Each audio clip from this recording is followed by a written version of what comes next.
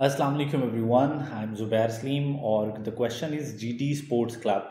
एक एनपीओ पे क्वेश्चन, एक अच्छा क्वेश्चन बेसिस सेट करने के लिए कि जो एनपीओ के क्वेश्चंस हैं वो किस तरह के होंगे और उसमें क्या क्या इश्यूज आ सकते हैं। So let's discuss guys. सबसे पहली बात जो हम लोगों को अंडरस्टैंड करनी चाहिए दैट इज़ सब्सक्रिप्शन अकाउंट हमें इस क्वेश्चन में बनाना पड़ेगा।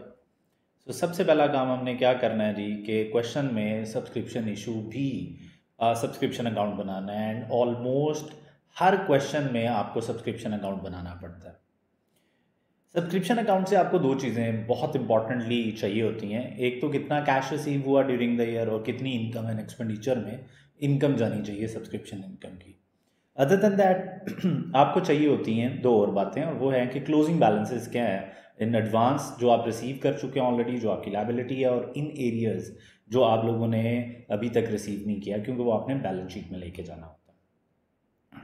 इसका मतलब ये है कि सब्सक्रिप्शन अकाउंट से तीन चीज़ें इंपॉर्टेंट हैं। इसको समझते हैं ज़रा। पहली चीज़ जो सब्सक्रिप्शन अकाउंट में इंपॉर्टेंट है दैट इज़ कैश रिसीव्ड, आपके पास कितना आएगा। सो पहली चीज़ है कैश रिसीव्ड, ये लें sir. So the first thing is cash received. Okay sir, दूसरी चीज़ क्या है, कैश रिसीव्ड क्यों चाहिए सर? अगर आपको कैश अकाउंट बनाना पड़ा तो आप लोगों को कैश अकाउंट में चाहिए, जिसे हम पेमेंट एंड रिसीट अकाउंट भी कहते हैं, जिसे आप कैश फ्लो स्टेटमेंट भी कह सकते हैं। तो ये कैश रिसीव्ड आपको इसलिए रिक्वायर्ड होता है। ओके, दूसरी चीज़ क्या चाहिए होती है कि यार सब्सक्रिप्शन हमारी इनकम कितनी है, तो इनकम एग्जैक्ट हमारी इनकम कितनी है, क्योंकि वो इनकम एंड एक्सपेंडिचर अकाउंट में लेके जानी होती है आप लोगों ने। एग्जैक्ट हमारी इनकम कितनी है, हमें दूसरी चीज़ ये चाहिए। And then we need closing balances as well. Closing balances हमें क्यों चाहिए? Why do we need closing balances? Closing balances हमें चाहिए ताकि हम उसे स्टेटमेंट ऑफ फाइनेंशियल पोजीशन में लिख सकें। ये तीन चीज़ें इंपॉर्टेंट हैं, आप लोगों को पता होनी चाहिए कि ये कहाँ कहाँ जानी है। Okay sir. फिर दूसरा प्रॉब्लम यहाँ पे क्या है, दूसरा चीज़ जो यहाँ पे पूछी गई है दैट इज़ ट्रेडिंग अकाउंट। जो एनपीओज होते हैं, नॉट फॉर प्रॉफिट ऑर्गेनाइजेशन, ये कोई ना कोई ऐसी एक्टिविटी ज़रूर कर रहे होते हैं जहाँ से ये प्रॉफिट कमा रहे होते हैं। ठीक है, जैसे एक बहुत बड़े क्लब में कैंटीन होती है, जैसे हॉस्पिटल्स जो कि चल रहे हैं not for profit, as a not for profit organisations, वो अपनी लेबॉर्ट्री से पैसे कमा रहे होते हैं। तो कोई ना कोई ऐसी एक्टिविटी होती है जिससे वो प्रॉफिट्स कमा रहे होते हैं। तो we need to make a trading account, यानी प्रॉपर वाली P&L बनानी पड़ेगी फॉर दैट पर्टिकुलर एक्टिविटी जो आप प्रॉफिट के लिए कर रहे हैं। तो यहाँ पे वो भी बनानी पड़नी है। उसका फॉर्मेट हमें बड़ा आसान सा पता है कि ट्रेडिंग अकाउंट में हमने क्या करना है, हमने सेल्स लेनी है, उसमें से कॉस्ट ऑफ सेल माइनस करना है, then we will have gross profit. Gross profit में अगर इस पर्टिकुलर एक्टिविटी से रिलेटेड कोई एक्सपेंस हुआ तो वो भी आप माइनस करेंगे और आपके पास एक प्रॉफिट या लॉस आ जाएगा। इस प्रॉफिट या लॉस को हम लोग अपने इनकम एंड एक्सपेंडिचर के अकाउंट में ले जाएंगे। तो पहली चीज़ क्या लेके जानी है आप लोगों ने, प्रॉफिट या loss from profit making activity, जो कि आप लोगों ने इनकम एंड एक्सपेंडिचर के फेस पे ले जानी है, यानी कि इनकम स्टेटमेंट में लिख देनी है, इनकम एंड एक्सपेंडिचर अकाउंट में लिख देनी है। Okay, so what is the issue here? कोई इशू नहीं है। यहाँ पे छोटा सा प्रॉब्लम ये है कि कॉस्ट ऑफ सेल आपको कैलकुलेट करनी पड़ेगी। And how to calculate cost of sales, how to calculate sales? अगर आपको सेल्स भी गिवन नहीं है तो बड़ा आसान सा काम है। कॉस्ट ऑफ सेल का एक बड़ा आसान सा फॉर्मूला हमें पता है सबको, which is opening inventory plus purchases minus closing inventory. ये आप फॉर्मूला लगा के कॉस्ट ऑफ सेल निकाल लेंगे। सर अगर परचेजेस ना हुई, सर अगर परचेजेस गिवन ना हुई तो आप पेएबल का अकाउंट बनाएंगे, जो भी पेएबल का अकाउंट है वो बनाएंगे, ओपनिंग लिखेंगे, क्लोजिंग लिखेंगे, परचेजेस इधर से फाइंड कर लेंगे, आपको पेमेंट गिवन होगी। तो ये परचेजेस यहाँ से निकल के इधर आएंगी और कॉस्ट ऑफ सेल अल्टीमेटली आ जाएगी। सेल्स कैसे कैलकुलेट करेंगे आप? सर सेल्स में आपने मार्कअप या मार्जिन अप्लाई करना है, यानी कि आप लोगों को मार्जिन गिवन होंगे कि कितने % ग्रॉस प्रॉफिट आप मेंटेन कर रहे हैं, और उस मार्जिन मार्कअप को यूज़ करके यू कैन कैलकुलेट सेल्स जब आपके पास कॉस्ट ऑफ सेल आ जाएगी तो। Okay fine. लेकिन यहाँ पे क्वेश्चन में छोटा सा प्रॉब्लम ये है कि there are two types of sales जो आप कर रहे हैं। टू टाइप्स ऑफ सेल्स का मतलब ये है कि कुछ आप लोग कर रहे होंगे 30% मार्जिन पे, कुछ कर रहे होंगे 10% मार्जिन पे, कुछ कर रहे होंगे आप 20% मार्जिन पे, कुछ कर रहे होंगे 15% मार्जिन पे। तो different types of margin applicable होंगे। तो फिर आप लोगों को दो कैटेगरीज में ये सेल्स कैलकुलेट करनी पड़ेगी। When you will have cost of sale, आपके पास कॉस्ट ऑफ सेल इस फॉर्मूले से आ जाएगी, तब आप लोगों ने क्या करना है, opening inventory plus purchases minus closing inventory से कॉस्ट ऑफ सेल आ गई। कॉस्ट ऑफ सेल को दो हिस्सों में स्प्लिट कर लो क्योंकि मार्जिन डिफरेंट है। So you have to calculate sales obviously different percentages के हिसाब से सेल्स निकालनी पड़ेंगी, बाद में आप कंबाइन कर लेंगे। Okay fair enough. और इसके अलावा इस क्वेश्चन में जो इशू और जो मेजॉरिटी क्वेश्चंस में इशू होता है वो है कि आपको ओपनिंग फंड्स का बैलेंस नहीं गिवन होता। What does it mean? Opening funds का बैलेंस कहाँ पे चाहिए होता है? अगर मैं इसको समझाने की कोशिश करूँ तो ये आपकी एक बैलेंस शीट का फॉर्मेट आप लोगों के सामने आ रहा है। सर ये जो बैलेंस शीट है इसमें ओपनिंग फंड्स आप लोग लिखते हैं कि कितना ओपनिंग बैलेंस ऑफ फंड्स है आपके पास, फिर यहाँ से इनकम एंड एक्सपेंडिचर अकाउंट से यहाँ से जो सरप्लस और आपके पास सरप्लस या डेफिसिट आएगा, ये सरप्लस या डेफिसिट इस ओपनिंग बैलेंस में आके आपने क्या करना होता है? ऐड करना होता है। तो बच्चों ये ओपनिंग बैलेंस ऑफ फंड्स आपके पास गिवन नहीं होते। ओपनिंग बैलेंस ऑफ इक्विटी कह लो, बट ये नॉर्मली हम इक्विटी का वर्ड यूज नहीं करते फॉर एनपीओज। तो इस ओपनिंग बैलेंस को कैसे कैलकुलेट करना है? तो for that opening balance what we need to do is हमें एक अकाउंटिंग इक्वेशन को यूज करना पड़ता है। अकाउंटिंग इक्वेशन का मतलब ये है कि आपको बैलेंस शीट को यूज करना पड़ता है। और बैलेंस शीट का फॉर्मेट क्या होता है हम सबको पता है कि हम लोग एसेट्स लिखते हैं एक साइड पे, दूसरी साइड पे हम लोग इक्विटी यानी कि फंड्स और लायबिलिटीज लिखते हैं। तो ये एक अकाउंटिंग इक्वेशन बन गई, assets is equal to equity plus liabilities. तो यार बच्चों अगर ये क्लोजिंग डेट पे बनेगी तो फिर भी ये इक्वल होगी, यानी हर चीज़ का क्लोजिंग बैलेंस आएगा ईयर एंड के बैलेंसेस। और अगर यही मैं ओपनिंग डेट पे बना लूँ, यानी ओपनिंग एसेट्स ले लूँ, ओपनिंग लायबिलिटीज ले लूँ, तो we can calculate opening balance of equity या ओपनिंग बैलेंस ऑफ फंड्स। इस तरह हम लोग फंड्स का ओपनिंग बैलेंस कैलकुलेट किया करेंगे। Usually it will not be given, आपको ये गिवन नहीं होगा, आपने एसेट्स में से लायबिलिटीज माइनस करनी है and you will get your opening balance.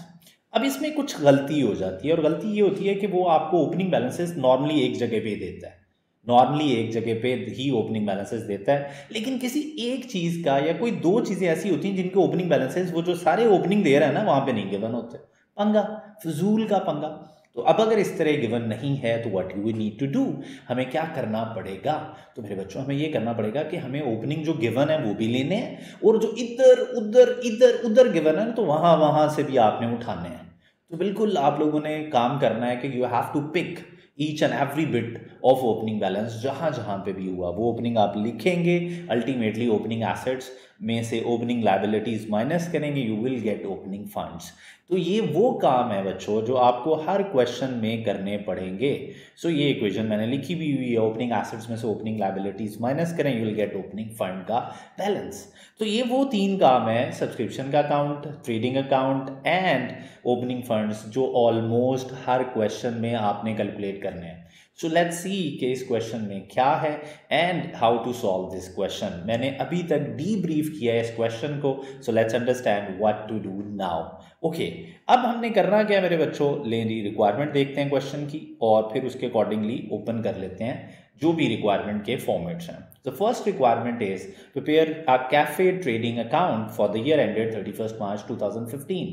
Year end important रहेगा, 31st March 2015 है, and you have to prepare a cafe trading account. Usually trading account को लेके एक या दो notes given होते हैं, you have to use those notes in order to solve part A. तो पहले पार्ट में ट्रेडिंग अकाउंट बनाना है, देन सेकंड पार्ट में we have to prepare income and expenditure account for the year ended 31st March 2015। तो हमें income and expenditure account बनाना है, देन फिर obviously we have to prepare statement of financial position. तो ये काम है, 20 मार्क्स का ये क्वेश्चन, तो it's a good question. Let's solve कि हम लोगों ने करना क्या है। तो मैंने फॉर्मेट ओपन किए, जस्ट टू सेव टाइम मैंने ये फॉर्मेट्स पहले ही ओपन कर लिए थे। ये मैंने इनकम एक्सपेंडिचर का फॉर्मेट ओपन किया और ये बैलेंस शीट का फॉर्मेट भी ओपन कर लिया।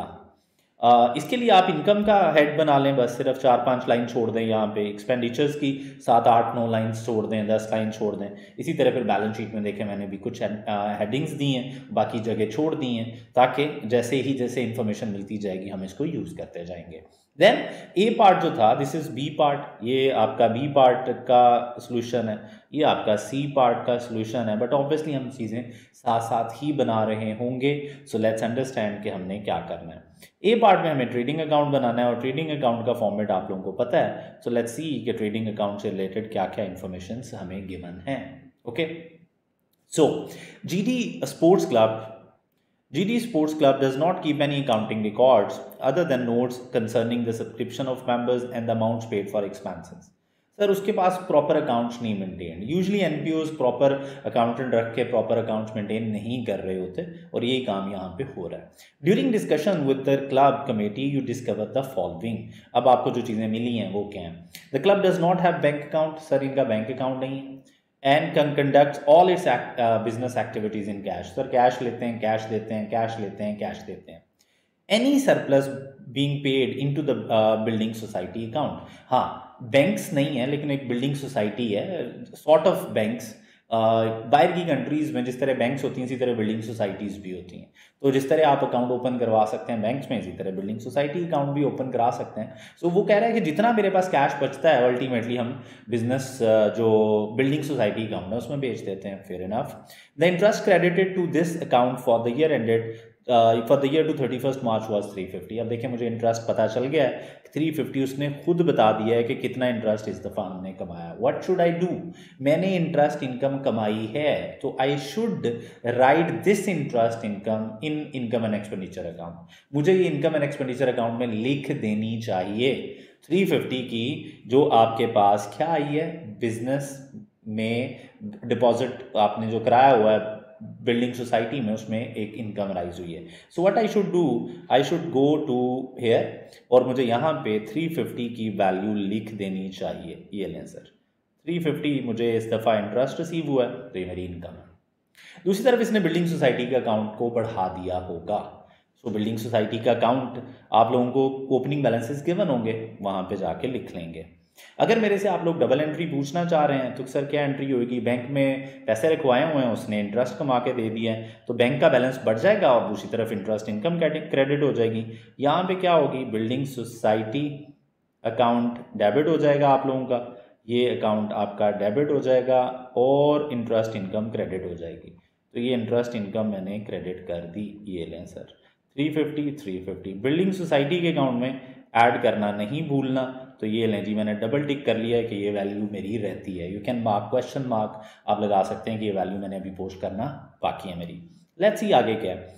अ summary of the payment for the year is given. Deposit to building society account given है, purchase for dart boards given है, हीट एंड लाइट्स गिवन है, repair to snooker clubs given है, rentals of premises given है। ये सारी payments आपने की हैं। कैश अकाउंट तो आप कैश बैलेंस तो रखते नहीं, जो बच जाता है एट द एंड आप जमा करवा देते हो बिल्डिंग सोसाइटी अकाउंट में, लेकिन ये सारी की सारी पेमेंट्स हैं जो आप लोगों ने की हैं। अब अगर हम इन सारी पेमेंट्स का टोटल करें, अगर हम एक समराइज्ड किस्म का कैश अकाउंट बना लें और हम इन सारी की सारी पेमेंट्स का टोटल करें तो हमारे पास एक अमाउंट आ जाएगी टोटल कि यार कितनी पेमेंट्स हैं जो हम लोगों ने की हैं। तो we will have a total payments. तो अगर हम कैश में इन सारी पेमेंट्स का टोटल देखें तो ये अमाउंट आ रही है 10,557। ये टोटल पेमेंट्स की हैं आपने। अब अच्छा होता क्या है, यहाँ पे देखें कितनी इन्फॉर्मेशन, स्कैटर्ड इन्फॉर्मेशन है। अब स्कैटर्ड इन्फॉर्मेशन में आपको जो पेमेंट्स दे रहा है तो इसकी डबल एंट्रीज बड़ी आसान है। देखें जब आप पे कर रहे हैं ना तो कैश तो क्रेडिट हो रहा है, देखें कैश तो क्रेडिट हो जाएगा ये सारी की सारी अमाउंट्स के साथ। डेबिट करेंगे आप रेलेवेंट अकाउंट, अगर कोई नॉन करेंट एसेट है तो उससे नॉन करेंट एसेट बढ़ जाएगा, अगर कोई एक्सपेंस है तो उससे एक्सपेंस बढ़ जाएगा, अगर कोई पेएबल्स को पेमेंट कर रहे हैं तो आप पेएबल को डेबिट कर लेंगे। तो you have to prepare T accounts, आपको कुछ टी अकाउंट्स बनाने पड़ते हैं to calculate the missing values, जो वैल्यूज मिसिंग होती हैं तो उसके लिए फिर आप लोगों को अब कुछ डबल एंट्रीज बनानी पड़ेंगी। ये मुझे कंफर्म है कि क्रेडिट मैं कर रहा हूँ कैश को बाय हाउ मच, 10,557 के साथ। ये टोटल सारी अमाउंट्स का टोटल ही आ रहा है। You can calculate the total as well. 10,577, sorry it is 577। तो ये 577 है और ये भी 577 है। ये लें सर। अब डेबिट क्या करना है सर, यहाँ पे deposit to building society account, जो डिपॉजिट हुआ है बिल्डिंग सोसाइटी अकाउंट में, तो debit deposit to building society account, यानी बिल्डिंग सोसाइटी अकाउंट बढ़ाएं, क्रेडिट कैश। ओके फिर आगे जी purchase of dart boards, debit, dart boards आपके एसेट्स होते हैं, तो purchase of dart boards debit करेंगे एसेट, तो ये आपका नॉन करेंट एसेट बन जाएगा 100 से। क्रेडिट क्या करेंगे आप, cash. Debit heat and light expense होता है आप लोगों का, credit cash. Repair to snooker tables, debit expense, credit cash. Then cafe payables, payables को आप लोगों ने जो पे किया है वो 7455। ओके अब हमने ट्रेडिंग अकाउंट प्रिपेयर करना है तो मुझे ये चीज़ चाहिए होगी ऑब्वियसली। देन इसी तरह club match referee fees and expenses, trophies and इसी तरह रिफ्रेशमेंट फॉर विजिटिंग टीम्स। तो ये कुछ एक्सपेंसेस हैं जो आप लोगों ने किए हैं। ये सारे के सारे एक्सपेंसेस आप लोग क्या करोगे, इनकम एंड एक्सपेंडिचर अकाउंट में ले जाएंगे। सर ये काम आप लोगों ने करना है। अब आगे क्या करना है मेरे बच्चों? तो करके देख लेते हैं अभी, बिल्कुल जी करके देखना चाहिए। लेट्स सी कि अब हम लोगों ने करना क्या है। लेकिन उससे पहले I just want to prepare के सब्सक्रिप्शन अकाउंट से रिलेटेड इन्फॉर्मेशन क्या है, and then we can prepare the trading account. तो मैं ये दो चीज़ों को पहले सॉल्व करना चाह रहा हूँ, then will talk about these expenses things. Okay, so subscription की का नोट गिवन है ये, this is the note for subscription. कितने थे हमारे पास मेंबर्स, क्या स्टोरी उनकी चली, ये सब्सक्रिप्शन से रिलेटेड इन्फॉर्मेशन है। And then this is trading, cafe से रिलेटेड बातें की हुई हैं, ये ट्रेडिंग से रिलेटेड है। Now there is certain things जो कि गिवन है, उसको पढ़ के देन फिर हम लोग इस क्वेश्चन को फॉर्मली स्टार्ट करते हैं। So what is next now?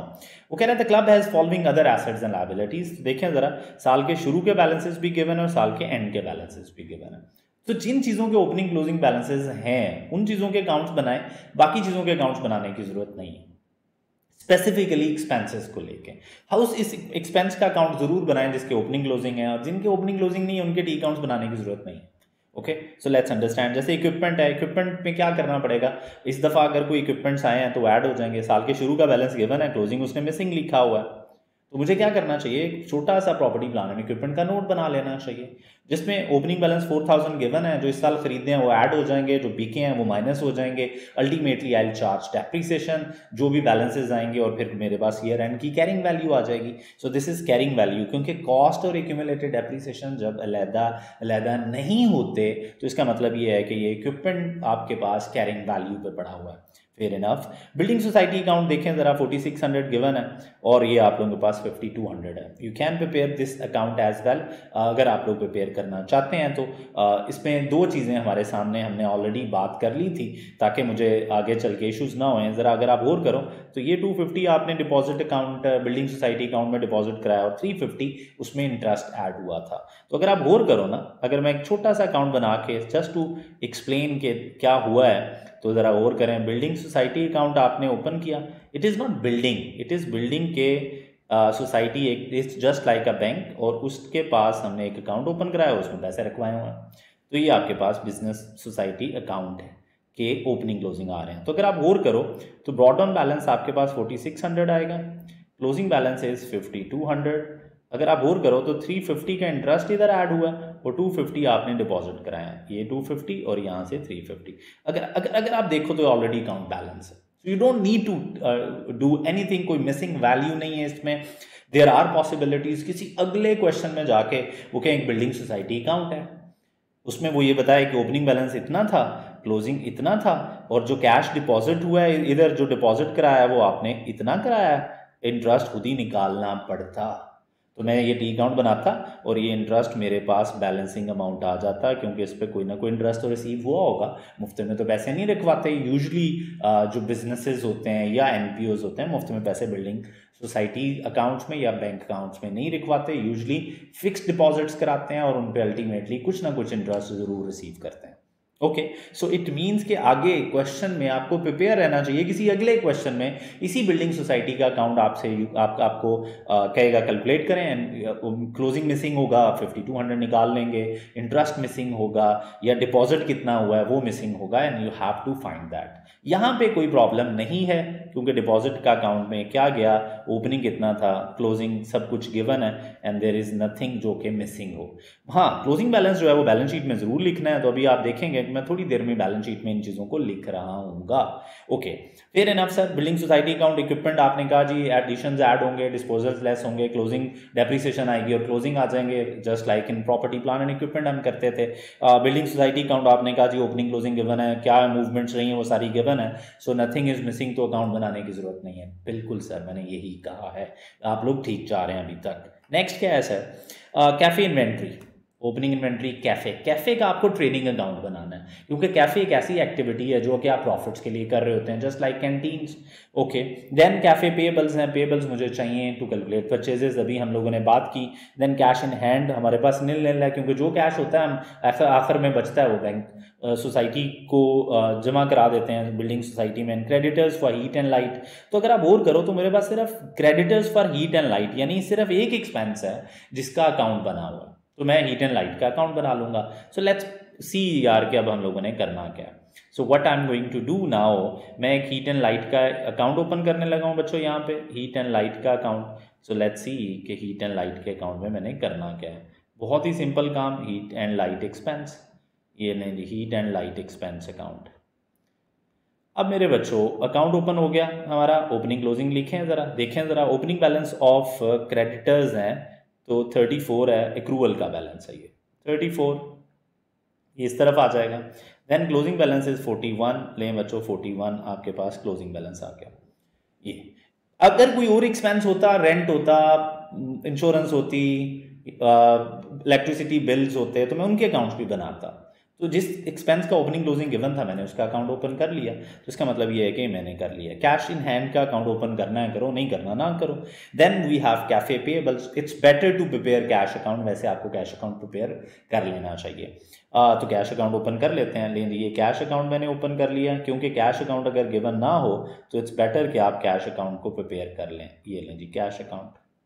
फिर ओपनिंग बैलेंसेस जीरो हैं, क्लोजिंग भी जीरो हैं। उसके बाद कैफे पेएबल्स, पेएबल्स का अकाउंट मुझे क्यों चाहिए? To calculate purchases. कैफे की परचेजेस कैलकुलेट करने के लिए, जैसे मैंने अभी यहाँ पे एक्सप्लेन किया था, opening inventory closing inventory cafe की चाहिए to calculate cost of sale. तो इसका मतलब ये है कि हम इसको लेके जा सकते हैं पेएबल के अकाउंट्स में। सो लेट्स सी जी, अब कैफे पे फोकस करते हैं ज़रा, और जो जो चीज़ रिक्वायर्ड है उसको सॉल्व करना शुरू करते हैं। So cafe payable sir, cafe payable का opening balance and closing balance 630 and 470। तो 630 एंड 470 आपके पास पेएबल के बैलेंसेस आ जाएंगे। तो ओपनिंग वाज 630 मेरा ख्याल है, ये लें opening balance of payable was कितना था जी? 630। क्लोजिंग कितना था जी? 470। बिल्कुल जी, क्लोजिंग 470 था। ये लें जी, क्लोजिंग 470 आ गई। ओके, आगे सर ओपनिंग इन्वेंट्री आपके पास गिवन है, ओपनिंग क्लोजिंग बैलेंसेस सबसे पहले डील कर रहा हूँ मैं, और आपके पास ओपनिंग इन्वेंट्री 920 और क्लोजिंग ओपनिंग 840 एंड क्लोजिंग 920 भी गिवन है। तो इसका मतलब है we can easily calculate cost of sale. तो मैं यहाँ से ही कॉस्ट ऑफ सेल निकालने की कोशिश करूँगा, तो प्लीज़ ज़रा देखिएगा कि मैंने करना क्या है। ओपनिंग बैलेंस, आप ओपनिंग बैलेंस ऑफ इन्वेंट्री अगर हम लोग देखें तो हमारे पास ओपनिंग बैलेंस ऑफ इन्वेंट्री आ रही है मेरे बच्चों, प्लीज़ ज़रा देखिएगा, दैट इज़ 840 थी, तो आप ओपनिंग बैलेंस 840 ले आए इधर, ये लें। प्लस परचेजेस मुझे गिवन नहीं है, ये मैं कैलकुलेट कर लूँगा पेएबल के अकाउंट से। क्लोजिंग इन्वेंट्री मेरे पास गिवन थी, दैट वाज एग्जैक्टली 920। आप सोच रहे इधर क्या देख रहा हूँ? ऑब्वियसली क्वेश्चन उधर भी पड़ा हुआ है, मैं ज़्यादा स्क्रॉल नहीं करना चाहता इसलिए। ओके गाइज, अब हम लोगों ने क्या करना है? सो ओपनिंग क्लोजिंग इन्वेंट्री आ गई। नाउ वी नीड कि कितनी पेमेंट्स हमने की हैं, तो उसके लिए हमें कैश अकाउंट की पेमेंट्स गिवन थी। ये देखें, ये लिखा हुआ है कैफे पेएबल्स। कितने कैफे पेएबल्स थे? 7455। 7455 आपने इन लोगों को पे किया है, तो डेबिट इधर हो गया, payable account credit, cash already हुआ पड़ा है। तो इसका मतलब ये है कि पेमेंट अकाउंट में आपने 7455 लिख दिया। ये लें सर, ये आपने पेमेंट्स में लिख दिया 7455। ओके सर, 7455 आपने लिख दिया, तो अब आपको यहाँ से क्या मिल जाएंगी? ऑब्वियसली हमें परचेजेस मिल जाएंगी विच इज़ 7295। लेकिन ये बैलेंसिंग अमाउंट है 7295, ये बैलेंसिंग अमाउंट है। अकाउंट को बैलेंस करने से ये अमाउंट मेरे पास आई है। So we have purchases. अब ये परचेजेस मैं लिख दूंगा यहाँ पे 7295, ये लें सर। इसमें 840 ऐड होगा, 920 माइनस होगा, तो हमारे पास कॉस्ट ऑफ सेल्स आ जाएगी जो कि आ रही है 7215। ये लें सर, 7215 की कॉस्ट ऑफ सेल है। अब मेरे बच्चों ट्रेडिंग अकाउंट हम लोगों ने बनाना है, लेकिन उससे पहले हमें मार्कअप मार्जिन से सेल्स निकालनी पड़ेंगी। Okay, so we have purchase cost of sale which is 717215। अब एक नोट पढ़ लेते हैं, देखते हैं उसमें मार्जिन मार्कअप कितना है। मैंने आप लोगों को बताया था यहाँ पे डिफरेंट मार्जिन्स गिवन है। So let's understand. The club has only two true sources of income from club members, subscriptions and cafe sales. Subscriptions लेते हैं और कैफे सेल्स लेते हैं। Profit margin of margin 30% margin है of selling price. This is normally applied to determine cafe selling prices. और कह रहा है सेल्स आप निकालनी है तो यही 30% मार्जिन लगा लें। But during the year 397 of goods sold at cost, यानी उस पर आपने बिल्कुल कुछ नहीं कमाया। तो 397 कि ऐसी कॉस्ट है, यानी ऐसी सेल्स हैं जो कि आपने कॉस्ट पे कर दी, इट मीन्स आपने कुछ भी नहीं कमाया। तो सर अगर आप लोगों ने ऐसा कर दिया है तो अब आप लोगों ने करना क्या, प्लीज़ ज़रा अंडरस्टैंड करें। कितनी कॉस्ट ऑफ सेल थी हमारी जो अभी हम लोगों ने कैलकुलेट की है, इसको आपने 2 हिस्सों में डिवाइड कर लेना है। 7215 में से आप क्या करेंगे, 7215 ये जो आपकी कॉस्ट ऑफ सेल है, इसमें से 397 की सेल्स आपने बगैर प्रॉफिट कमाई की हैं। तो इसका मतलब ये है कि 6818 की सेल्स आप कर रहे हैं 30% मार्जिन पे। इस पे आप 30% मार्जिन कमा रहे हैं। मार्जिन में सेल्स 100% होती हैं। अगर जीपी 30 है तो कॉस्ट ऑफ सेल 70 होगी। फिर मार्जिन में सेल्स हमेशा 100%, मार्कअप में कॉस्ट को आप 100% असाइन करते हैं और सेलिंग प्राइस ऑब्वियसली फिर बढ़ जाती है, सेलिंग प्राइस ज़्यादा ही होती है जब आप प्रॉफिट्स कमा रहे हो। Okay, fair enough sir, what is next now? Next क्या है सर? बड़ा आसान सा काम है। नेक्स्ट क्या करना, क्या हम लोगों ने ये बात को अंडरस्टैंड करते हैं। नेक्स्ट मेरे बच्चों, हमने करना ये है कि अब हमने इस पर 30% लगाना है। तो सर बाकी 397 की तो जितनी कॉस्ट ऑफ सेल है उतनी ही सेल्स थी। 397 की उतनी ही सेल्स हैं जितनी कॉस्ट ऑफ सेल थी। वो तो आपने प्रॉफिट बगैर कमाए प्रॉफिट पे जितने की कॉस्ट थी उतने का बेच दी। इसका मतलब इस पर तो आपने कुछ नहीं कमाया। So what we need to do, 70% एक चीज़ का गिवन हो तो 100% पे पहुंचने में तो कोई टाइम नहीं लगता। बिल्कुल सर सही कह रहे हैं आप, ये तो इजी है फिर। बिल्कुल सर इजी है सर, तो बताएं ज़रा क्या करूं फिर मैं, जल्दी से बता दें ज़रा। 6818 डिवाइडेड बाय 70 इंटू 100 मुझे चाहिए, तो मेरे पास सेल्स आ जाएंगी। 6818 डिवाइडेड बाय 70 इंटू 100, तो बच्चों ये अमाउंट आ रही है आपके पास एग्जैक्टली 9740। आप प्लीज़ कैलकुलेट करके देख लें। Let me reconfirm this as well. Divided by 70% multiply by 100%, तो 9740 ही वैल्यू आ रही है। ओके सर फाइन, बड़े तरीके से आपने निकाला है जी। बिल्कुल, अब अगर मैं अपनी टोटल सेल्स देखूं तो मेरी टोटल सेल्स आ रही हैं 10,137। ये लें, मेरी जो कॉस्ट ऑफ सेल टोटल आ रही थी वो वही थी जो कि थी 7215 मेरी ये टोटल सेल्स आ रही हैं। And then we will have gross profit. कितना ग्रॉस प्रॉफिट आ रहा है आप लोग देख सकते हैं। The gross profit is 2922। पूरा क्वेश्चन हम देख चुके हैं। इसके अलावा कैफ़े का कोई एक्सपेंस नहीं था। समटाइम्स कैफ़े के एम्प्लॉयज़ की सैलरी बता देता है, समटाइम्स कैफ़े का बिल बता सकता है कि कैफ़े का बिल कितना है। जो total heat and light given है उसमें से 20% कह सकता है कि कैफ़े का है। तो वो आप लोगों को इस ट्रेडिंग अकाउंट में लाना पड़ेगा। यानी यहाँ से जीपी में से एक्सपेंसेस आप लोग माइनस करेंगे ऑब्वियसली टोटल में से, तो यू विल गेट प्रॉफिट। लेकिन यहाँ पे कोई एक्सपेंस नहीं है कैफे से रिलेटेड। इट मीन्स के आपका ये जो 2922 है यही क्या बन जाएगा, यही आपका सरप्लस या प्रॉफिट बन जाएगा। And this was part A. ये आप लोग वर्किंग्स में भी कर सकते हैं, ये जो काम आप लोगों ने इसका ब्रेकअप किया है। अदरवाइज आप इसको ऐसे भी लेके चल सकते हैं, इसमें भी कोई प्रॉब्लम नहीं है। तो ये आप लोगों की वर्किंग्स हो गई इसी कॉलम में, और अल्टीमेटली आप लोगों के पास ये फॉर्मेट बन गया। सो 2922 मैंने उठाना है और इसको मैंने ले जाना है 2922 इनकम एंड एक्सपेंडिचर अकाउंट में। तो इसको एक सेपरेट लाइन में आप लोग दिखा देते हैं। प्रॉफिट फ्रॉम कैफ़े जो अमाउंट आ रही थी दैट वाज 2922। तो ये बच्चों 2922 का आपने यहाँ पे शो कर दिया। So this is how you have to prepare trading account in almost each question। आपको हर क्वेश्चन में बनाना पड़ेगा और इस तरह आप लोग प्रॉफिट या लॉस शो करेंगे। फेयर इनफ सर, आगे बढ़ते हैं सर। सर हम ओपनिंग क्लोजिंग बैलेंसेस लिख चुके हैं सर। जिसकी चीज़ें थी मैंने अंडरस्टैंड किया कि वो क्या हैं, किस तरह हैं, और मैंने उनके टी अकाउंट्स ओपन किए। कुछ के बाद बारे में वैसे ही अंडरस्टैंडिंग डेवलप कर ली कि इक्विपमेंट है, एडिशंस ऐड हो जाएंगे, डिस्पोजल्स सब्ट्रैक्ट हो जाएंगे, and then we have to charge depreciation.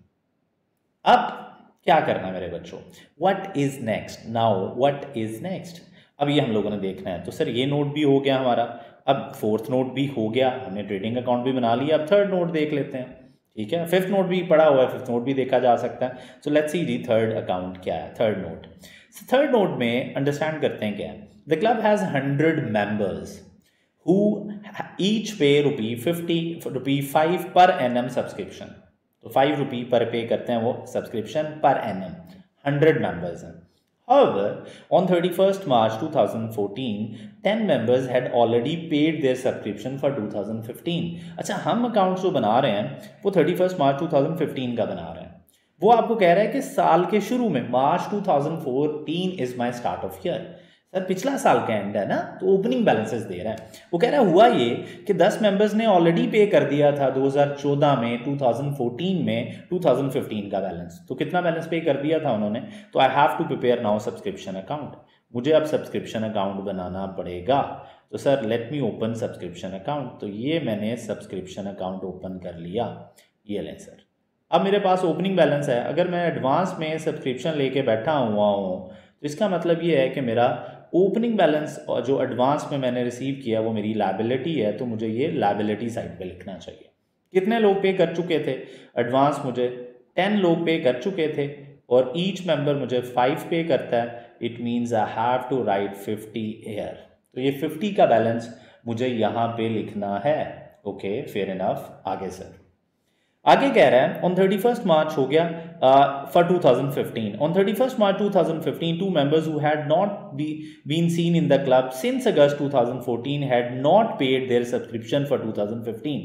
Sir दो लोग ऐसे हैं जो कि गायब हो गए हैं और नजर नहीं आ रहे कहीं, और उन्होंने मुझे सब्सक्रिप्शंस पे नहीं की। And it has been decided that the amount due to be written off and their names to be remove from the list of members. तो इसका मतलब है बैड डेट हो गए यार, 2 मेंबर्स बैड डेट हुए हैं। इसका मतलब ये है कि बैड डेट डेबिट हो जाएगा, इसकी डबल एंट्री होती है। डेटर क्रेडिट होता है। यहाँ पे क्योंकि सब्सक्रिप्शंस हुई हैं बैड डेट, तो हम इसको सब्सक्रिप्शन अकाउंट में ही लिख देते हैं।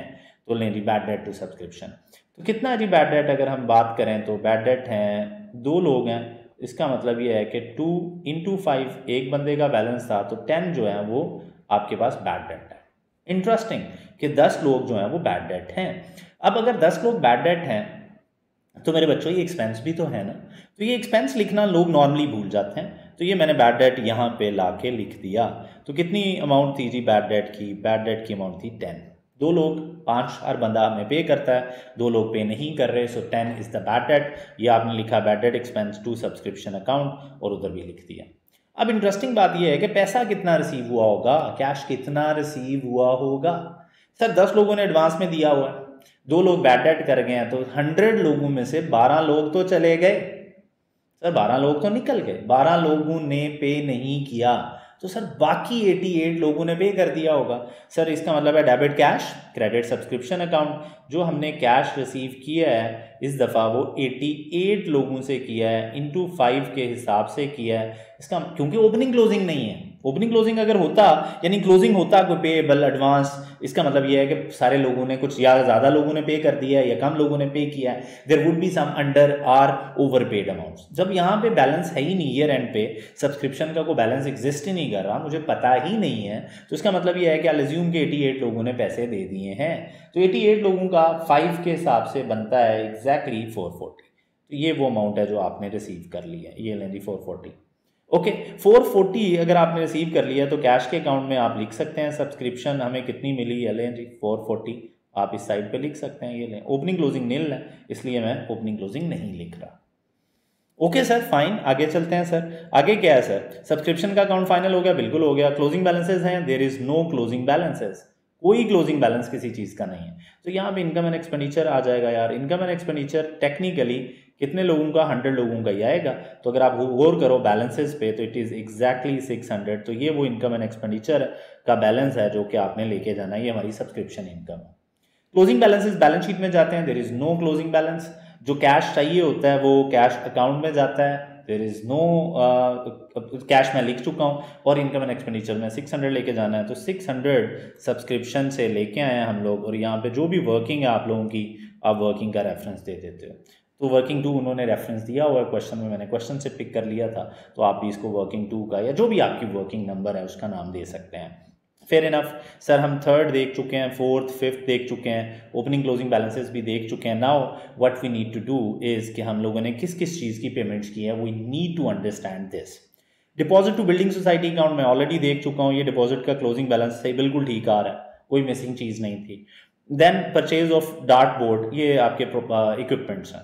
तो परचेज ऑफ डार्ट बोर्ड अगर आपके पास इक्विपमेंट आ रहा है 4000 का, पहले तो 100 आपने और ख़रीद ली हैं, तो ये 100 आ गया जी। सर नेक्स्ट क्या करना है हम लोगों ने, हीट एंड लाइट 262 का आपने अकाउंट बनाया हुआ है, तो डेबिट करना है आप लोगों ने एक्सपेंस का अकाउंट, क्रेडिट करना है आप लोगों ने कैश अकाउंट। तो यहाँ पे आ जाएगा यार बच्चों 262 हीट एंड लाइट। यहाँ से आप इनकम एंड एक्सपेंडिचर का बैलेंस निकाल सकते हैं, कितना इनकम एंड एक्सपेंडिचर का बैलेंस है, जो कि जाना है एग्जैक्टली आपके इनकम एंड एक्सपेंडिचर अकाउंट में। तो ये अमाउंट आ रही है मेरे बच्चों heat and light, let me confirm this, 269 बन रहा है ये, तो आप भी प्लीज़ इसको देख लें, ये 269 बनना चाहिए। तो 269 आप लोग उठाएंगे और ले जाएंगे इनकम एंड एक्सपेंडिचर अकाउंट में। तो 269 आपके पास ये लें सर, 269 का हीट एंड लाइट का एक्सपेंस है, और साथ में वर्किंग का रेफरेंस दे दें, जो भी आप लोगों की वर्किंग है यहाँ पे भी एलएस में सॉल्व किया जा सकता है। ओके फेयर इनफ, आगे चलते हैं सर। 269 के बाद क्या है सर, आगे बढ़ लेते हैं सर। अभी तक हम लोग डील कर चुके हैं रिपेयर्स टू स्नूकर क्लब, कोई अकाउंट नहीं है, रिपेयर सीधा सीधा एक्सपेंस है, सीधा सीधा एक्सपेंस में ले जाएं 176। इसीलिए मैंने ओपनिंग क्लोजिंग बैलेंसेस को पहले देखा था, ताकि मुझे पता हो कि मैंने किस चीज़ का अकाउंट बनाना है और किस चीज़ का नहीं बनाना। तो रिपेयर टू जो आ रही है वो आ रही है आप लोगों के पास एग्जैक्टली कितना रिपेयर आ रहा है सर आप लोगों का, ये देख लेते हैं। 176 आ रहा था, तो 176 की अमाउंट आ गई बच्चों, ये लें 176 की अमाउंट आ गई। ओके 176 किधर है सर, किधर से आया सर, ये 176 था सर। सर ये आप लोग रिपेयर्स टू कैफे पेबल्स के अकाउंट में ले चुके हैं, पेबल से परचेजेस निकल आई थी। रेंट फॉर प्रेमिसेस 1000 आपका एक्सपेंस है, कोई इन्फॉर्मेशन नहीं है रेंटल ऑफ प्रेमिसेस की, तो इसका मतलब है 1000 एज इट इज़ एक्सपेंस में चला जाएगा। अभी लेके जाता हूँ। Club match referee fee as it is expense बन जाएगा, trophies as it is expense बन जाएगा, refreshment for visiting team as it is expense बन जाएगा। तो इसका मतलब ये है कि वो वैल्यूज़ हैं जो आप एज इट इज़ एक्सपेंस में ले जाएंगे। सो 1675 ये लें जी, ये सारी की सारी अमाउंट्स आने लगी हैं। रेफरी फी एंड एक्सपेंसेस जो आ रहे थे बच्चों वो 675 आ रहे थे, ये लें जी, ये 675 आ गया आपके पास। नो ये 675 ही थे, ये 675 आ गया आप लोगों के पास। ओके फिर आगे क्या आया जी, आगे की वैल्यूज़ क्या हैं सर, आगे की वैल्यूज़ क्या हैं ये भी देख लेते हैं सर। आगे की वैल्यूज़ हैं मेरे बच्चों, ज़रा अंडरस्टैंड करें सर। आगे की वैल्यू है, रेंट था 1000, तो ये रेंट 1000, ये रेंट आ गया सर, ये लें, सीधे सीधे एक्सपेंसेस हैं बच्चों। उसके बाद ट्रॉफीज एटसेट्रा जो एक्सपेंस थे दैट इज़ 424 था, तो ये 424 आ गया जी ये आप लोगों के पास। फिर जी जो रिफ्रेशमेंट टू विजिटर्स थी वो 235 थी, ये 235 है। बैड डेट हम पहले ही लिख चुके हैं, एंड डेप्रीसिएशन तो हमने अभी कैलकुलेट करनी है। तो ये वो एक्सपेंसेस हैं जो कि हमने लिखने थे, जिनके टी अकाउंट्स बनाने की ज़रूरत नहीं पड़ी क्योंकि उनके ओपनिंग क्लोजिंग नहीं थे। तो जिसके ओपनिंग क्लोजिंग नहीं है उनके टी अकाउंट्स बनाने की ज़रूरत नहीं है, सीधा सीधा अकाउंट में से जो पेमेंट्स गिवन है वो एक्सपेंस बनाओ, इसी तरह रिसीट्स जो चीज़ें गिवन है वो इनकम बनाओ और कहानी ख़त्म करो। Okay fair enough. अब सर कितनी पेमेंट्स कर दी हैं आपने, टोटल 10577। तो ये कैश के अकाउंट में यहाँ पे आ जाएंगी पेमेंट्स, ये लें जी पेमेंट्स। टोटल जो पेमेंट्स आपने की हैं 10577 की हैं आप लोगों ने, तो 10577 ये आप लोगों की अमाउंट आ गई। अब सर व्हाट इज़ नेक्स्ट, अब देख लेते हैं जी नेक्स्ट क्या है। बड़ा आसान सा काम है जो हम लोगों ने करना है। कितना डिपॉजिट था जो आप लोगों ने 250 पे किया है बिल्डिंग सोसाइटी में, वो हम ऑलरेडी देख चुके हैं। अब नॉन करंट एसेट्स को डेप्रीशिएट कर देते हैं, द क्वेश्चन हमारा ख़त्म हो गया। दैट्स इट, इतना सा क्वेश्चन था यार, वाकई इतना था जी, बिल्कुल जी इतना ही था। कैश अकाउंट को कंप्लीट कर लेंगे, कैश अकाउंट को ओपनिंग क्लोजिंग है कोई नहीं, इसलिए प्रॉब्लम नहीं है। बहरहाल अब हमें करना क्या है, प्लीज़ ज़रा क्वेश्चन को समझना है अब आप लोगों ने। So what we need to do, हम इनकम लिख चुके हैं, एक्सपेंसेस लिख चुके हैं, हर चीज़ लिख चुके हैं। Now we just need to depreciate. Sir कितना एसेट था आपके साथ 5 साल के शुरू में, 1000 का एडिशन था, और वो कह रहे हैं कि 10% of the value of equipment पे डेप्रीसिएशन चार्ज करें जो पिछले साल के स्टार्ट पे थी। 31 मार्च पे जो बैलेंस होता है उस पर आप परसेंटेज लगा देते हैं। तो इसका मतलब ये है कि 31 मार्च पे मेरे पास 4100 आ रहा है, उस पर मैं 10% लगाऊंगा तो मेरे पास 410 की बच्चों डेप्रीसिएशन आ जाएगी। तो ये 410 की डेप्रीसिएशन आ गई। अब अच्छा एसेट कितने का जाएगा बैलेंस शीट में, इसमें से 410 माइनस कर दें, ये लें सर, ये बैलेंस क्लोजिंग बैलेंस बन जाएगा। अब सर बस दैट्स इट, फाइनल करें सर चीज़ों को। ये आप लोगों के सारे एक्सपेंसेस हैं, ये आप लोगों की सारी इनकम है। इनकम का टोटल देखेंगे तो ये बन जाएगा 3772, 3772 ये इनकम का टोटल आ गया। ये सारे एक्सपेंसेस का टोटल करेंगे तो ये अमाउंट आ रही है 3199। ये लें जी, अब आप लोगों के पास सरप्लस या डेफिसिट आ जाएगा। यहाँ पे सरप्लस आ रहा है, आपकी इनकम ज़्यादा है 573, ये दिस इज सरप्लस, और ये अल्टीमेटली फंड में जाके यहाँ पे जाके ऐड हो जाएगा सरप्लस। तो 573 का सरप्लस आपने इस दफ़ा जनरेट किया है। तो सर ये अमाउंट आ गई सर, बिल्कुल आ गई sir. Now what is next? Now opening funds नहीं गिवन सर, क्लोजिंग बैलेंसेस नहीं गिवन सर। क्लोजिंग गिवन है, ये आपने क्लोजिंग अभी लिखे हैं, ये देखें क्लोजिंग गिवन है। तो property plant and equipment non current assets में इक्विपमेंट का बैलेंस आ रहा है और कोई नॉन करंट एसेट नहीं है आप लोगों के पास, तो ये इक्विपमेंट आ गया आप लोगों के पास। कितना बैलेंस आ रहा था? ये एग्जैक्ट यही वाली वर्किंग आप लोगों ने यहाँ पे दिखानी है, and the value would be exactly 3690। लें, ये आपके इक्विपमेंट आ गए 3690, ये इक्विपमेंट का बैलेंस है। ओके, अब आपके पास क्या आ रहा है मेरे बच्चों? बिल्डिंग सोसाइटी अकाउंट बैलेंस है। करंट एसेट्स में आप लोगों को लिख देना चाहिए, यहाँ पे कैफ़े की इन्वेंट्री आएगी आपके पास। इसी तरह आप लोगों के पास बिल्डिंग सोसाइटी अकाउंट भी आ जाएगा, building account, building society account, और उसका बैलेंस हमें गिवन है, तो जो बैलेंस गिवन है वही हम लिख लेंगे, एंड द अमाउंट इज़ 5200। ये लें जी 5200, ये अमाउंट आ रही है। आगे देखते हैं ज़रा, कैफ़े इन्वेंट्री 920, तो ये अमाउंट आ गई सर। कोई रिसीवेबल्स नहीं है। Then we have cafe payables 470, cafe payable का बैलेंस लायबिलिटीज़ में आ जाएगा, तो ये कैफ़े पेएबल आपके पास लायबिलिटीज़ में आ गया मेरे बच्चों, cafe payable, and the cafe payable balance was आपके पास 470 आ रहा है, तो ये 470 आ गया मेरे बच्चों। उसके बाद देखते हैं जी क्या गिवन है। क्लोजिंग बैलेंसेस नील है, कैश नहीं है। हाँ, creditors for heat and light हैं, तो 41 आ जाएगा, हीट एंड लाइट के क्रेडिटर्स हैं, या इन अदर वर्ड्स आप कह सकते हैं ये एक्रूवल्स हैं, तो ये अमाउंट आ रही है 41, तो ये लें जी ये 41 आ गई। अब हमने करना क्या है? सिर्फ हमें जो चीज़ गिवन नहीं है, दैट इज एक्चुअली हमें जो गिवन नहीं है वो सिर्फ और सिर्फ क्या है? जी सर, यू आर राइट, हमारे पास ओपनिंग फंड्स नहीं है। ओपनिंग फंड्स कैसे कैलकुलेट करने हैं सर? ओपनिंग एसेट्स में से ओपनिंग लायबिलिटीज माइनस करें। सर कहाँ गिवन है? सर ये गिवन है आप लोगों के पास, opening balance of assets and opening balance of liabilities. तो इसकी एक वर्किंग बनानी चाहिए, बिल्कुल वर्किंग बनानी चाहिए सर, वर्किंग ना बनाने की कोई वजह ही नहीं है। So what we should do, हमें एक वर्किंग ओपन करनी चाहिए। Obviously I am going to solve this working here, ताकि ज़रा कोई टेंशन ना हो और वैल्यूज़ बार बार स्क्रॉल ना करनी पड़े। अब मैंने क्या करना है मेरे बच्चों? लेट्स अंडरस्टैंड कि मैंने क्या करना है। तो लें सर ये आपके एसेट्स हैं, एक एसेट, दूसरा एसेट, तीसरा एसेट, और इसमें से ये माइनस करना शुरू कर दें। पेएबल्स माइनस करें, ये cafe payables, cash in hand है कोई नहीं, क्रेडिटर्स माइनस करें।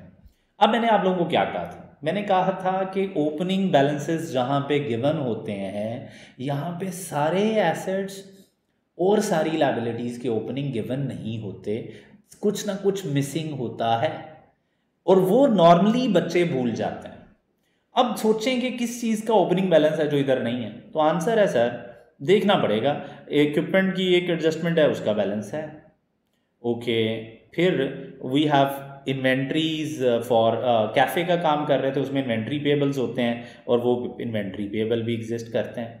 सब्सक्रिप्शंस का ओपनिंग बैलेंस, टी अकाउंट बनाया था, सब्सक्रिप्शन का ओपनिंग बैलेंस इधर गिवन नहीं है। कितना था सर? लायबिलिटी थी 50, इसका मतलब है ये भी इधर ला के लिखेंगे, liability 50, asset minus liabilities would be funds. Okay जी, ये 50 आ रहा है बच्चों। ओके, इसके अलावा सर ये वैसे ही पेमेंट्स गिवन है, बिल्डिंग सोसाइटी अकाउंट का पहली एडजस्टमेंट है वो वैसे ही बिल्डिंग सोसाइटी का अकाउंट ओपनिंग क्लोजिंग गिवन है। That's it. यहाँ से जब आपने ये ऐड और ये लेस किया तो यहाँ से आपके पास ओपनिंग फंड की वैल्यू आ जाएगी, विच इज़ एग्जैक्टली 8726। तो ये अमाउंट आ रही है 8726, ये अमाउंट आ रही है। इसको उठाएं बच्चों और बैलेंस शीट में लिखते हैं। ये यहाँ पे ओपनिंग बैलेंस आ जाएगा आपके पास। ऑब्वियसली इस वर्किंग का नाम, वर्किंग का नंबर होना चाहिए कोई ना कोई, 87 आपके पास और 26, ये लें सर, ये आपके पास बैलेंस आ गया। कैश का अकाउंट अगर आप बनाना चाहते हैं बच्चों तो बना लें, बैलेंसेस नील लें। बहरहाल इधर एक चीज़ और आनी है, दैट इज़ कैफ़े की सेल्स। कैफ़े सेल्स, कैफ़े की सेल्स जो हैं वो इधर आनी होती हैं, क्योंकि कैफ़े में भी तो आप चीज़ें बेच के कैश कमा रहे हैं ना, तो वो भी तो कैश में आया होगा। तो कैफ़े की जो सेल्स हैं वो यहाँ से आ जाएंगी टोटल 10137, 10137, 10137 इधर आ जाएंगी 10137। तो ये अमाउंट आ रही है बच्चों। अब अगर अमाउंट देखें, ये अमाउंट कैफ़े सेल्स आ गई, इधर सब्सक्रिप्शंस आ गई, ये दो ही तरह की इनकम है, ये कमा रहा है, ऐसा बेचा बुचा कोई है नहीं, ये सारी पेमेंट्स आ रही हैं। अगर आप अकाउंट बैलेंस करें तो ये ऑलरेडी बैलेंस है, एग्जैक्ट बैलेंस आ रहा है आप लोगों के पास। इसका मतलब है इसमें ओपनिंग क्लोजिंग वैसे निल है और यहाँ पे कुछ भी फाइंड करने की ज़रूरत नहीं थी। That's it guys. ये आप लोगों के पास एसेट्स हैं, लायबिलिटीज़ हैं, ट्रेडिंग अकाउंट भी हमने बनाया। इस तरह हम सॉल्व करते हैं क्वेश्चन। अब अगर आप लोगों को इनके टोटल चाहिए, बैलेंस करना है आप लोगों ने, तो हम लोग देख लेते हैं कि बैलेंस कितने पे आ रहा है। सर आपके पास जो करंट एसेट्स हैं, करंट एसेट्स का टोटल इधर ले आएंगे आप लोग, 5200 and 920 will give you exactly 6120, और यहाँ पे टोटल एसेट्स आ जाएंगे। 3690 के नॉन करंट एसेट्स हैं, 6120 के करंट एसेट्स हैं, वी हैव 9810 के टोटल एसेट्स। फंड्स अगर हम लोग देखें तो हमारे पास फंड का ओपनिंग बैलेंस आ रहा है एंड हमारे पास इस दफ़ा का सरप्लस आ रहा है, ये दोनों ऐड होंगे and it will give you exactly 9299, ये अमाउंट आ जाएगी। इसी तरह इन दो अमाउंट्स को ऐड करेंगे तो करंट लायबिलिटीज़ विल बी 511, लें सर ये आपके पास टोटल 9810 आ गया। तो बच्चों इस तरह हम लोग सॉल्व करेंगे क्वेश्चन, एक बड़ा बेसिक लेवल का क्वेश्चन जो कि एक अच्छी अंडरस्टैंडिंग डेवलप करेगा। अभी के लिए इतना ही, थैंक यू सो मच, मिलते हैं किसी और क्वेश्चन में। स्टे ब्लेस्ड, अल्लाह हाफिज़।